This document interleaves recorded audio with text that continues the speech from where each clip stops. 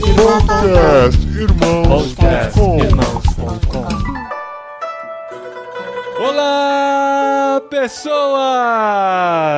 Podcastirmãos.com de número 356 entrando no ar. Eu sou Paulinho e eu estou aqui com o meu amigo Gustavo Borges, que não nada em piscina, mas nada pelo mundo.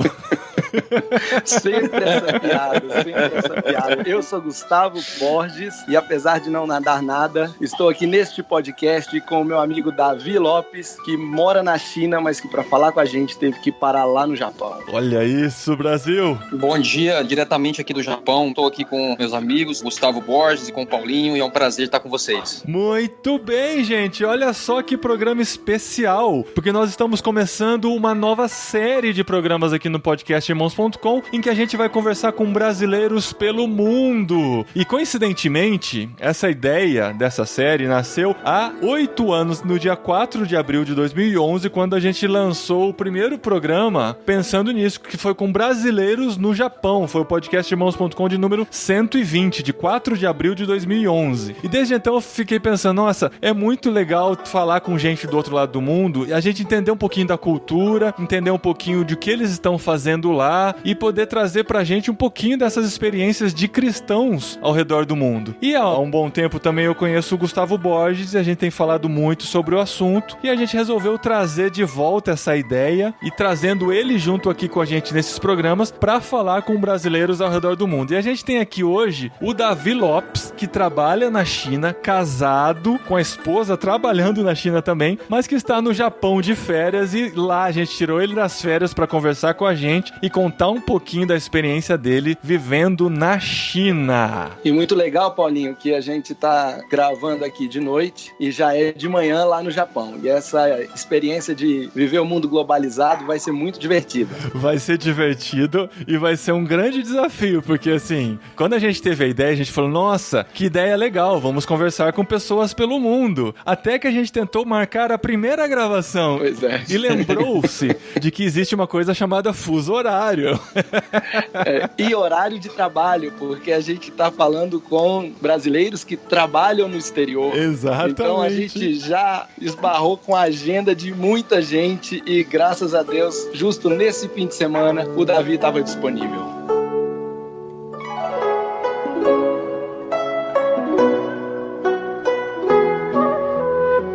Muito bem, estamos começando então essa nova série aqui no Podcastirmãos.com que nós vamos chamar carinhosamente de Jetlag. Jetlag foi o título sugerido pelo Pedro Angela, já conhecido aqui do nosso podcast, no nosso grupo lá no Telegram. A gente fez um brainstorming lá, chegamos nesse nome que tem a ver com essa distância, com essa dificuldade, mas essa proximidade que a internet nos traz de conversarmos com essas pessoas. E nossa missão é conversar com cristãos ao redor do mundo, entender a sua realidade e trazer aqui todo mês, se o fuso horário permitir, todo mês nessa série especial durante este ano, profissionais cristãos que estão fazendo a diferença pelo mundo. E a nossa cobaia aqui que aceitou ser o primeiro entrevistado, Davi Lopes, diretamente da China. Muito obrigado por estar com a gente, Davi. É um prazer poder participar com vocês, são 12 horas de fuso. Já tô tomando meu café aqui para continuar o nosso passeio durante esse feriado aqui. Então, o Davi, ele tá num hotel e ele foi pro café da manhã do hotel para pegar o Wi-Fi do hotel e poder gravar com a gente. Então, de vez em quando, você vai ouvir alguns barulhinhos de pratos, de copos, de pessoas conversando, não, porque no Japão as pessoas são silenciosas demais, né, Davi? Extremamente silenciosas, impressionante. Nunca tinha visto um lugar tão silencioso. E isso já é um contraste com a China, você tava me contando, né? A China, pelo contrário, é um país muito barulhento, né? É, exatamente, cara. A gente tava comparando principalmente o metrô, né? A gente andou bastante de metrô aqui em Tóquio e é impressionante o silêncio das pessoas. Eles não conversam e a China, totalmente o contrário. As pessoas são extremamente falantes e, de certa forma, né, parece que não tem muito essa questão do alheio, né, do próximo. É bem interessante essa diferença que eu tô notando aqui. Isso é muito legal pra gente já ver, porque a gente, quando pensa nos orientais, coloca tudo dentro do mesmo saco, né? É japonês, é chinês, é coreano, tudo é japa, né, no nosso preconceito ocidental. E aí, já de cara, você já sacou uma grande diferença entre chineses e japoneses, né? E ainda tem os coreanos também, Exato. que eu vejo que é o meio termo. Ele não é tão silencioso, tão calado quanto o japonês e também não é tão barulhento como o chinês, mas é interessante sim essas diferenças aqui. Ô Davi, mas como é que você foi parar lá na China? Engraçado, eu vou ter que voltar um pouco no tempo, né, para lembrar quando eu fui decidir pela minha faculdade, né, o meu curso. Desde criança eu gostava muito de geografia, de história e era muito interessado pela cultura dos países. E quando eu fui decidir pela minha faculdade, eu fiquei entre comércio exterior e relações internacionais. E como eu venho de uma família de comerciantes, acabei optando pelo comércio exterior, porque achava que as relações internacionais seria algo muito político. E nessa época ainda não era convertido, né, não conhecia Jesus. Essa opção pelo ou comércio exterior ou relações internacionais tinha a ver com o seu sonho de conhecer o mundo? Sim, exatamente. Desde criança já sonhava em conhecer o mundo, em falar outras línguas, né, e rodar o mundo. Então, comecei a faculdade, né, aos 18 anos, e aos 20 anos eu fui fazer uma viagem ao Canadá, né, fui aperfeiçoar o meu inglês, né, trabalhando com comércio exterior já, e nessa viagem ao Canadá, a família que me recebeu no Canadá me levou para a igreja e eu me converti no Canadá durante essa viagem. Na primeira semana desse intercâmbio que eu fiz no Canadá, eu conheci a Cristo, tive um encontro com Jesus e aquilo ali mudou a minha vida. Que legal! Então voltei ao Brasil, fiquei 6 meses no Canadá, estudando, né, e foi um tempo que Deus usou também para transformar o meu caráter, a minha visão de mundo. E no Canadá mesmo, já recebi um chamado missionário, né, Deus estava me chamando para as nações, isso eu recebi revelações, né, as pessoas oravam comigo e diziam, Davi, Deus está me dizendo algo a respeito de você, e falavam que Deus me levaria pelas nações, que eu iria até nações e países que eu jamais imaginaria, e realmente isso se cumpriu. Qual foi o país mais diferente que você já foi? Olha, diferente, eu acho que Burkina Faso, na África. É mesmo, inusitado. É difícil de falar. Às vezes eu falo, muita gente não conhece, né, onde fica, que país é esse e tal, muita gente não tem noção. A gente foi em Burkina Faso em 2017 visitar um casal de missionários brasileiros que estão lá desde, se não me engano, 2011, e a gente conheceu lá em Lausanne, no evento de Lausanne em Jacarta. E você, Gustavo, qual que é o país mais inusitado que você já conheceu? Que você também não é pouco viajado, não. Não, eu não sou tanto quanto o Davi, não. É só você seguir ele no Instagram que você vai ver. O país mais inusitado que eu fui foi a Finlândia. Foi lá no finalzinho do mundo. Passei um frio lá para estudar sobre esse ministério do fazedor de tendas. Foi uma experiência sensacional. Fui fazer um curso de fazedores de tendas na Finlândia. Muito bom. Cara, isso é muito legal que você contou, Davi, porque você sentiu o chamado missionário estando lá no Canadá, já depois da sua conversão, né? Mas você não tinha noção do que você faria. E hoje, olhando bem pra frente, você é um empresário trabalhando na China e sua esposa é uma fisioterapeuta trabalhando na China. E você se considera um missionário fazendo missões na China, certo? Exatamente. Como que foi essa trajetória, né? Você ligou a sua faculdade de comércio exterior com o seu chamado missionário e foi parar na China. Como que tudo isso se encaixou na sua mente? Quando eu conheci a Cristo no Canadá, eu, voltando pro Brasil, né, e voltando à minha realidade de trabalho e estudo, eu entrei em crise, né, porque eu não entendia muito bem como que Deus faria. Eu recebia as promessas dele, entendia, mas eu não tinha noção de como poderia acontecer.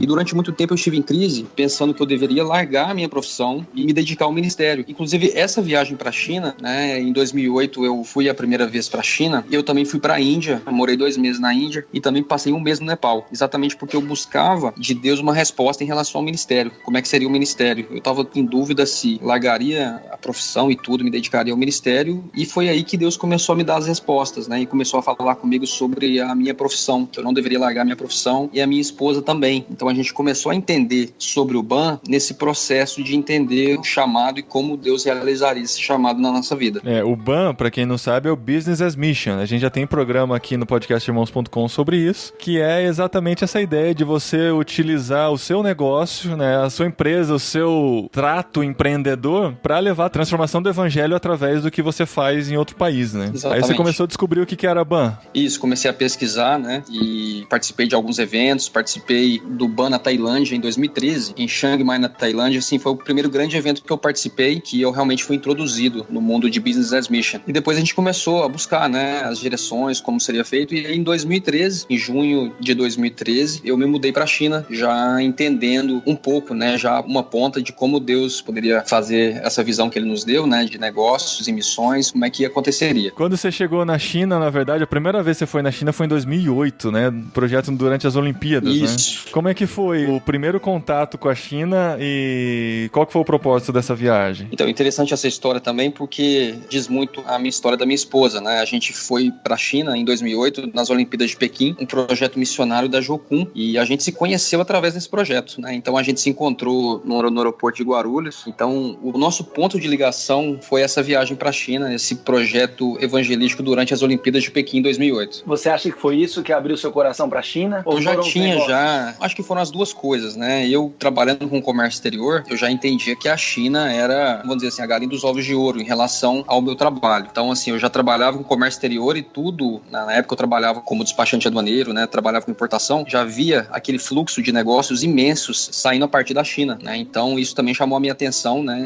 De entender o movimento que estava acontecendo em relação à China, ao comércio mundial. E você, quando chegou lá na China em 2013, já foi casado? Isso, exatamente. Então, conheci a Vanessa na China em 2008. Nós namoramos, noivamos, né? E casamos em 2011. Moramos por 2 anos no interior de Minas, em Itaúna. E em 2013, a gente, entendendo aí o momento que Deus estava preparando pra gente, a gente mudou pra China. Cara, de Itaúna pra China, hein? Mas você já era um cara viajado, né, cara? Assim, você já teve a faculdade de comércio exterior, já trabalhava com isso e tal. Então, acho que a adaptação de alguém que já tá pronto pra viajar, pra morar fora, é bem mais simples do que alguém que é jogado do nada, né? Do interior de Minas, no meio da China, né? Mas mesmo assim, como é que foi essa adaptação aí? E principalmente, se a minha esposa estivesse aqui participando, ela ia perguntar como é que foi pra sua esposa aceitar essa loucura de morar na China? Foi interessante porque o que ajudou muito também a gente foi que a gente já havia estado na China em 2008, né? Então, principalmente a minha esposa, quando a gente mudou em 2013, não foi aquela novidade, né? Ela já sabia o que esperava ela, a comida, o cheiro, a língua, as dificuldades e tudo mais. Então, isso ajudou muito, muito no nosso processo de adaptação com a mudança em 2013. E eu também já havia ido para a China mais vezes. Nesse processo entre 2008 e 2013, eu fiz algumas viagens a negócio para a China. Então, isso aí não teve muita dificuldade para a gente, não. Quando você chegou lá, você já tinha um negócio estabelecido? Ou você foi lá para começar algum trabalho? Eu fui lá para começar algum trabalho. Isso é interessante porque eu estava trabalhando com meu pai, eu era sócio do meu pai no interior de Minas Gerais. A gente tinha uma indústria, uma fundição. Assim, sinceramente falando com vocês, estava ali no interior de Minas e um pouco esquecido em relação à missão e ao comércio exterior em si. Até que um certo dia, um amigo de infância, me pediu ajuda para ajudá-lo a desenvolver negócio na China. Ele queria comprar alguns materiais na China e ele, sabendo que eu já tinha estado na China no passado, me pediu ajuda para poder viajar com ele à China e visitar alguns fornecedores. E foi através dessa conexão com esse amigo que isso renasceu no meu coração em relação ao comércio exterior e em relação a missões. Isso é muito louco, né, cara? Você conseguir ligar essas duas coisas que parecem incompatíveis, né? Você num país super voltado para o ganho, né? Para a produção e tal, e você pensando em missões e fazer diferença na vida das pessoas que estão aí. Como é que você começou a entender isso e o que ações intencionais você faz para utilizar o seu talento e utilizar os seus recursos para anunciar Cristo nesse país aí que é tão inacessível ao evangelho? A China, assim, pra gente tem sido um processo de aprendizado em relação à missão de Deus, porque a gente veio pra China imaginando uma situação, a gente veio pra China ainda imaginando um pouco a missão tradicional, né, os missionários tradicionais. A gente queria, de certa forma, casar os modelos, o modelo de negócio com o modelo tradicional. Então a gente imaginou que a gente teria acesso direto, né, aos chineses, aos locais, e isso não aconteceu muito. A gente não teve muitas oportunidades diretas, assim, de, por exemplo, no modelo tradicional, de poder encontrar chineses e dividir com eles a nossa vida. A China mudou muito, né? Recentemente a China tem mudado muito a política do governo e em relação a diversos assuntos tem ficado um pouco mais difícil de lidar. Então hoje também a gente enxerga a China como um ponto de partida para muitas outras coisas que a gente crê que Deus está fazendo. Então hoje eu enxergo a China como um hub, né? Então acredito que muita coisa vai começar a acontecer a partir da China. E seguindo essa visão que eu tenho entendido da parte de Deus, a gente tem começado a investir em outros países a partir do que a gente tem feito na China. Então isso tem sido bem interessante pra gente, né? O Sudeste Asiático, por exemplo, Mianmar, Laos, Camboja, Vietnã, a África também, né? A gente teve em Burkina Faso lá em 2017. A gente tem entendido que a missão também é, a partir da China, a gente conseguir atingir outros povos, outras nações. Mas com que ações? Assim, como na prática você tem feito isso? Então, a nossa empresa de comércio exterior, né? Ela está situada hoje em Campo Grande. Nosso escritório é em Campo Grande. No Mato Grosso do Sul, aqui no Brasil, né? No Mato Grosso do Sul, exatamente. Então a gente tem as duas pontas, né? Nós trabalhamos com a captação de clientes no Brasil e o posterior realização dos serviços na China. A gente tem entendido que as oportunidades que isso tem dado pra gente, de, por exemplo, a gente recebe muitos brasileiros hoje na China, né? Então, muitos clientes que querem visitar a China para conhecer as fábricas, para ir em feiras, visitar as feiras. Esse é um ponto fantástico de oportunidade que a gente tem de compartilhar o evangelho com, por exemplo, os empresários, né, que estão nos visitando na China. Essa convivência, às vezes o pessoal passa com a gente 15, 20 dias na China, e isso nos dá uma oportunidade também de atingir esse público, né, o empresário brasileiro. E na China também, a oportunidade de encontrar fornecedores, homens de negócio, né? A China, interessante, eu acho que um ponto que eu gosto muito da cultura chinesa é que tudo acontece ao redor da mesa, né? Então a mesa, a refeição na China, legal. O almoço, o jantar, muitas vezes as fábricas, né, os homens de negócio, eles consideram que o negócio na verdade acontece ao redor da mesa. A visita à fábrica em si é só um detalhe, que tudo vai ser decidido na mesa, né? Então, durante a refeição. Exemplo, durante a refeição. Então é interessante que cada visita que a gente faz, desde o início, o chinês já está planejando nos levar para almoçar ou nos levar para jantar, e eles ficam preocupados o tempo todo, né? Ai, que hora que a gente pode almoçar, né? Que hora que a gente pode jantar? Vocês têm disponibilidade de jantar com a gente? Então eles ficam focados bastante nessa oportunidade da mesa, né? Porque a decisão só vai acontecer durante a refeição, né? Se não tiver isso, comida, exatamente. Não vai ter decisão. Exatamente.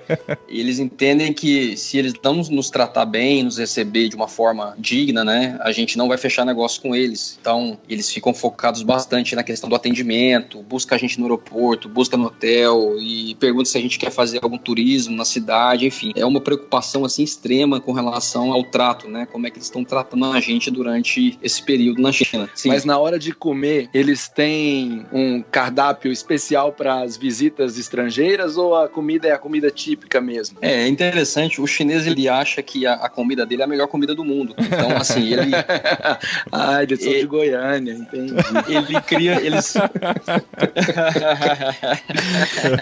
Eles criam uma expectativa muito grande, né, em relação a gente provar a comida deles, o que a gente vai achar e tudo. E isso é um ponto engraçado, porque assim, eu já tô na China já há 6 anos, né? Então, pra mim, eu já tô acostumado, mas geralmente quando a gente vai visitar com algum cliente do Brasil, a comida é muito diferente. O pessoal do Brasil tem muita dificuldade em provar as comidas da China, né? Qual que é a comida mais bizarra, assim, que faz parte do cardápio? Não que é um negócio muito extravagante, mas que faz parte do cardápio do chinês, assim, comumente até. Cara, a cozinha chinesa, ela se assemelha um pouco à comida do Brasil, né? A gente tem cozinhas regionais, né? Então tem muita variação na China, assim como no Brasil. Então, assim, tem regiões na China que a comida é muito doce, né? Por exemplo, Xangai, né? A região que eu moro de Xangai é muito famosa porque é uma cozinha extremamente doce. Então, eles usam muito molho agridoce, por exemplo, então leva muito açúcar. E se você já for, por exemplo, pro sul, o sul da China ali, divisa com Mianmar, com o Vietnã, já tem muito mix da cozinha vietnamita com a cozinha chinesa, né? Você vai pro norte, tem a região muçulmana da China, né? No norte da China, noroeste da China, já é uma comida muito ligada à cozinha árabe, uma mistura de cozinha chinesa com cozinha árabe, por exemplo. Já teve alguma vez que você levou algum empresário aqui do Brasil e ele passou vergonha lá e passou mal e não quis comer de jeito nenhum e isso atrapalhou os negócios? Sim, não atrapalhou os negócios, né? Mas são situações às vezes embaraçosas, né? Da pessoa, por exemplo, visualmente ela olha a comida e ela já rejeita, assim, porque às vezes até o visual da comida é totalmente diferente do que a gente está acostumado aí no Brasil, arroz com feijão, a carne, a salada. Então, visualmente, a pessoa já trava. E eu já passei várias situações como essa da pessoa, falei com ele, olha, tenta provar para mostrar para eles, né, que você está interessado em provar a comida deles. E às vezes a pessoa não conseguir nem sequer colocar a comida na boca pelo visual da comida. Isso já aconteceu várias vezes. E o pior é colocar fazendo cara feia, né? Exatamente. Isso é difícil. Eu às vezes passo aperto em relação a isso. Eu fui visitar uma fábrica, fui auditar uma fábrica com um cliente meu que importa produtos químicos pro Brasil. E essa fábrica era num local bem afastado. Eu peguei um avião em Xangai e fui para Qingdao. A gente fala aqui Qingdao, né? A cidade de Qingdao. E essa fábrica estava mais ou menos 1h30 distante da cidade. Então era uma fábrica bem isolada, né? Eu cheguei lá mais ou menos 9 da manhã e fui chegar mais ou menos na fábrica às 10h30 da manhã, né? Então eu fiz a visita, por volta de 12h30 a visita estava finalizada e aí eu já estava aguardando, né? Eles falarem sobre o almoço, né? Eu vou levar você para almoçar. Isso aí já era de lei, eu sabia que iria acontecer. Só que como essa fábrica era muito isolada, não tinha restaurante. Então era um refeitório dentro da fábrica. Comida roots. Comida roots. Ele falou, Davi, olha, não tem restaurante aqui em volta, mas a gente tem nosso próprio restaurante aqui na fábrica. Era uma fábrica de mais ou menos 1.500 funcionários. Então era uma fábrica muito grande. E ele falou, a gente tem nosso próprio refeitório aqui, né? E eu pedi a eles para prepararem uma comida especial pra gente. Falei, tudo bem, né? Vamos lá. E aí me levaram pra sala, a mesa redonda, como sempre, né? Sento numa mesa redonda, todo mundo olhando para todo mundo e começaram a chegar os pratos. Então chegou vegetais, chegou ali uma carne de porco e tudo. E aí chegou um prato, gente, com abelha frita. E eles falaram, isso aqui é um snack, né, que a gente costuma comer e tal. E eu falei, tá, mas essa abelha? Não, essa abelha aí a gente pega num ninho aqui atrás, aqui perto da fábrica, tem uma concentração de abelhas ali, e a gente pega as abelhas ali e frita.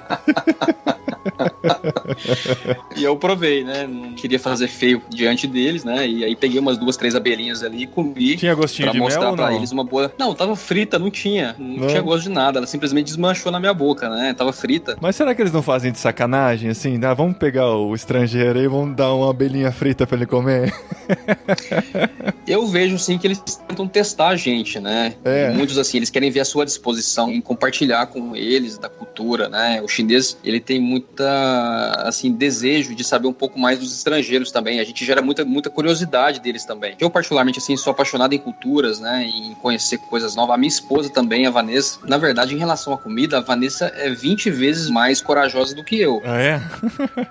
A Vanessa tem uma disposição em provar as coisas. Eu vou lá em casa, às vezes, com presentes, né? Alguns pacientes dela. Como ela trata a saúde das pessoas, muita gente, às vezes, dá algum presente pra ela. E a Vanessa já chegou em casa, assim, com presentes, comidas de alguns chineses, que eu não tive nem a coragem de provar. E ela prova e testa tudo. Caramba. Quando eu fui à Colômbia participar de um congresso, eu trouxe de volta para os meus filhos conhecerem formiga frita, que lá na Colômbia vende na rua. E eu dei um pedaço da formiga para minha filha comer sem falar o que era, né? Rapaz, mas depois que eu falei, a situação ficou feia. Ela até hoje fala que foi corajosa e comeu formiga, mas ela só descobriu depois. Não sabia, né?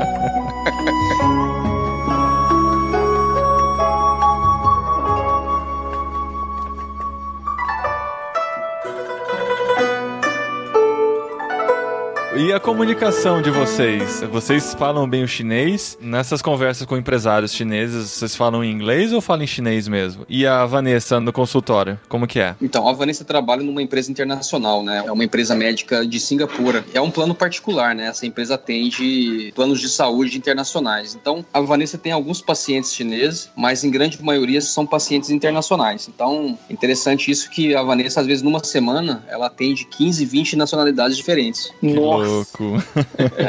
Foi um grande presente de Deus a Vanessa conseguir trabalhar na China como fisioterapeuta, porque no Brasil mesmo, a Vanessa se decepcionou muito com a profissão dela em relação à valorização e em relação também ao retorno financeiro, né? A realidade do fisioterapeuta no Brasil é muito difícil. E ela veio para a China sem uma perspectiva de conseguir trabalhar, né? Ela teve que validar o diploma? Não foi necessário. Porque assim, na China não existe a profissão de fisioterapeuta, né? Existe aqui a medicina tradicional chinesa, a acupuntura. Então, como não tem um órgão regulador de fisioterapia, a Vanessa não precisou validar. Então, assim, foi um processo simples, né? Ela apresentou a documentação dela, o diploma, tudo mais, tudo traduzido, juramentado, claro, mas não teve esse problema de passar por algum teste, alguma coisa assim. E a Vanessa é muito grata a Deus por isso, porque ela se realizou profissionalmente aqui na China. E isso foi uma grande surpresa pra gente. E você, com os empresários? A China hoje fala muito inglês já, né? Em relação aos negócios, eu vejo que de 11 anos pra cá, desde 2008 pra cá, o avanço do inglês na China tem sido imenso. E eu, sinceramente, não sinto falta de falar chinês no meu trabalho em si, né? Então, assim, a gente não fala chinês muito bem, falamos muito pouco. A gente fala o chinês do dia a dia, né? De resolver alguns problemas que a gente tem, táxi, enfim, as coisas básicas aqui da China a gente consegue resolver. Mas falar fluentemente, conversar, por exemplo, sobre assuntos da vida, isso a gente ainda não consegue fazer. E, Davi, você acha que, mesmo com essa dificuldade de falar o chinês, que eu imagino que seja bem difícil mesmo, isso dificulta ou isso impede que você faça amigos chineses? Você tem amigos chineses? Sim, a gente tem alguns amigos chineses, mas eles falam inglês, né? Mas sim, atrapalha bastante. Isso é uma coisa que a gente analisa da seguinte forma, né? A gente veio para a China já trabalhando, então a gente não teve também muito tempo para dedicar, né? Entrar, por exemplo, numa escola, numa universidade e dedicar um tempo full time, por exemplo, numa universidade. Então a gente infelizmente não teve essa oportunidade de estudar inicialmente, a gente já chegou trabalhando. Mas hoje em dia, lá na vizinhança? Vocês se relacionam com os vizinhos? Vocês conseguem bater um papo, mesmo que amenidades? Sim, sim. A gente, no condomínio que a gente mora, né, em Suzhou, a gente mora já numa cidade um pouco mais interiorana, né? A gente morou em Xangai durante 3 anos e hoje a gente está morando em Suzhou, que é meia hora de Xangai. E no nosso condomínio, né, se não me engano, tem 4 ou 5 só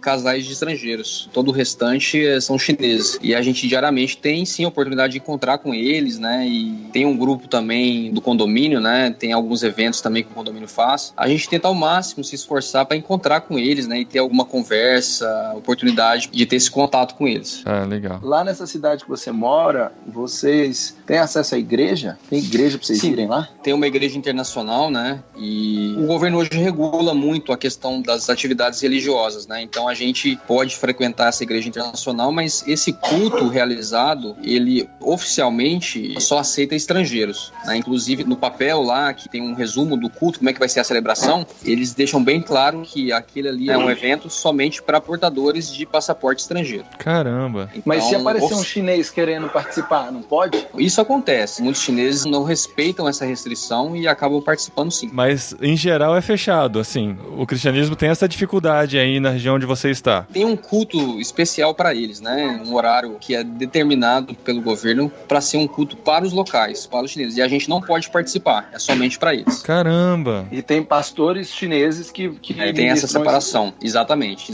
O governo também tem esses pastores que são autorizados aí a realizar o culto, né? Mas exclusivamente para chineses. E na casa de vocês, é possível fazer um culto? Sim, a gente pode fazer uma reunião, né? Mas também somente para estrangeiros. A gente não pode convidar, a gente não pode realizar isso e se misturar. Essa restrição bate exatamente nessa tecla, que a gente não pode se misturar com os locais. Davi, aqui no Brasil, um diferencial de empresas tocadas por cristãos, geridas por cristãos, é que geralmente são empresas que dão um bom testemunho, pagam seus impostos, não aceitam subornos, esse tipo de coisa. Na China, isso é um diferencial ou eles são corretos e isso é esperado normalmente? Cara, a China, nessa questão, é uma terra sem lei. É mesmo? Eles não têm as regras básicas em relação àquilo que é certo, àquilo que é errado, né? Essa é uma grande luta que a gente tem, que a gente sofre também. A gente vê isso acontecendo diariamente e a gente entende que os princípios são diferentes. Os empresários chineses, né, os chineses em si, eles têm um apego muito grande em relação a dinheiro. A regra é ganhar dinheiro, né? E a forma como vão ganhar dinheiro, geralmente não importam muito como é que é essa forma. Então isso também é uma dificuldade grande, às vezes, de fazer negócio aqui, pra gente, né, que tem princípios, que entende como é que as coisas devem funcionar, né, diante de Deus. Então sim, tem uma dificuldade grande em relação a isso. Olha que interessante. E mais um contraste com o Japão, né? Que o Japão é considerado um dos mais certinhos com relação a princípios e tudo mais, né? Tá aí do ladinho, mas mesmo assim tem um contraste grande com relação a isso. O perfil do chinês é interessante. A gente começa a analisar como é que eles realizam negócios, né? O chinês é extremamente agressivo em relação ao negócio. Ele te liga a qualquer hora, ele te aborda, ele te pergunta, olha, quanto você quer pagar? Vamos fazer negócio. O tempo todo no seu pé, te cobrando uma resposta. Quanto que você quer pagar? Vamos fechar e tudo mais. Eu tive uma experiência bem interessante agora com um cliente que veio do Brasil e a gente visitou uma fábrica na parte da manhã e a gente tinha uma outra visita na parte da tarde e eu avisei a fábrica, a gente tem uma outra visita na parte da tarde, então a gente precisa ser bem objetivo aqui na parte da manhã para a gente finalizar a visita, né, na parte da manhã. E esses chineses, eles cozinharam a gente na parte da manhã, fizeram uma hora um pouquinho, até chegar a hora do almoço, levaram a gente para almoçar, e aí depois do almoço ainda quiseram levar a gente de volta para a fábrica, e eu tava notando aquela, assim, eles estavam cozinhando, eu falei, gente, eu preciso ir embora agora, a gente tem uma visita marcada daqui a meia hora, numa outra fábrica. E eles perguntaram assim, mas onde que vocês vão? Eu falei, é a fábrica tal, né, mostrei para eles o endereço, e eles falaram assim, mas vocês não querem ficar aqui com a gente, tá tão bom, vamos conversar mais um pouco. Eles estavam minando a sua outra reunião.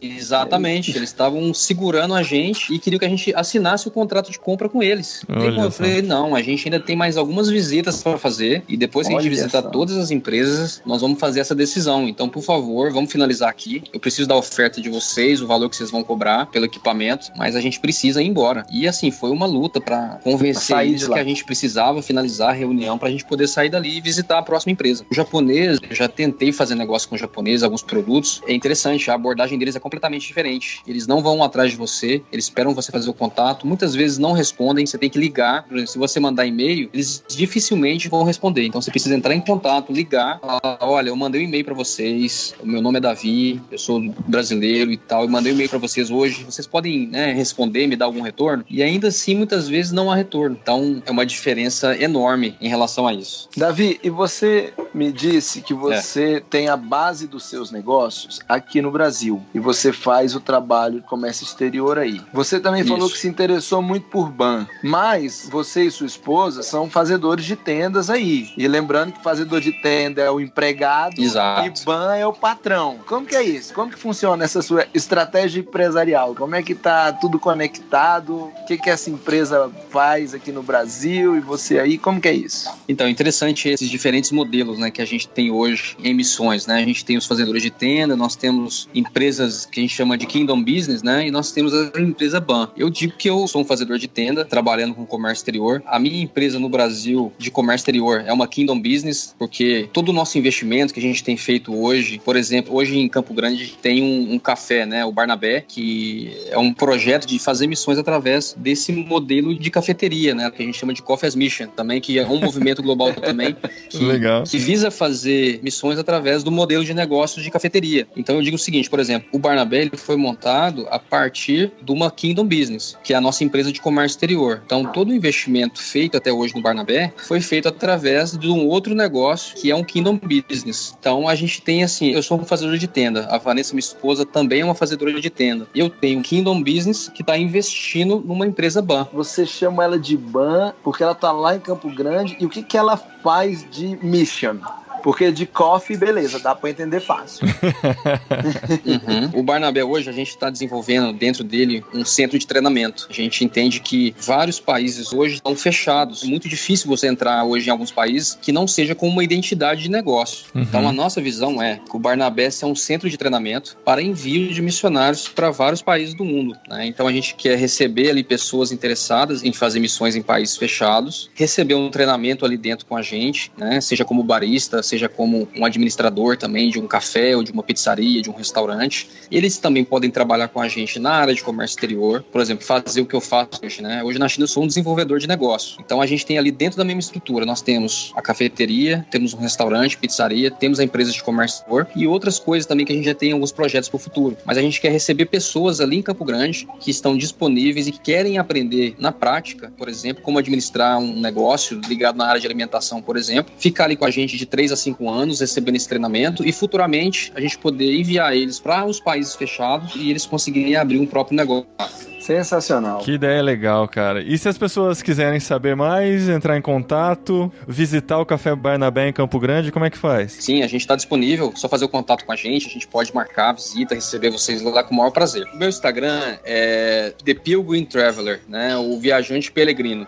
Então é The_Pilgrim_Traveler. E a gente está disponível aí para conversar e falar mais também sobre os projetos que a gente está desenvolvendo com o maior prazer. O Café Barnabé tem rede social? Sim, o Café o Barnabé, sim. Vocês podem procurar Café Barnabé no Facebook. A nossa empresa em Campo Grande é a Incomex, né? A gente trabalha com desenvolvimento de negócio ao redor do mundo, não só na China, mas a gente faz negócio em Taiwan, na Alemanha, no Sudeste Asiático, Coreia do Sul também. Quem também estiver precisando, quiser importar produtos, quiser exportar produtos também, tiver alguma ideia de negócio e já trabalha com negócio também, a gente está disponível aí também para prestar serviço e trabalhar junto. Que legal, ó, eu já vou contratar o seu serviço quando você vier para cá, traz um Xiaomi para mim, de última geração.